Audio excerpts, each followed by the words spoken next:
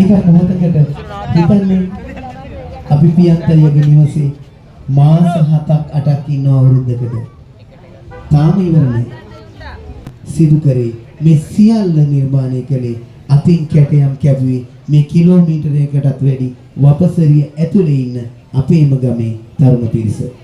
මේ වැඩි හිටියෝ ආදරණීය ඉතින් ඒ කාලය තුල මේ ගත වුණු රාත්‍රීන් දිනපතා අලුයම වනතුරු නිදිමරාගෙන මුල්ම අවස්ථාවේ මේ තලමින් කපමින් මණාරක් දෙක. ඒ අතරතුර මේ ගමේ වැඩි හිටියෝ අම්මලා තාත්තිමල්ලි ඇතුළු කණ්ඩායමට පස්සේ ගත වෙන විට මේ කූඩු රාජයාගේ නොයි කොටස් මේ ගේ ඇතුලේ නිර්මාණය වෙනවා. වෙසක් පුන් පොහොය දින අපට මුළු මහත් රටේ ජනතාව වෙනුවෙන්ම ඉදිරිපත් කරන්න ලැබුණ මේ ආමිස පූජාව වෙන ගමේ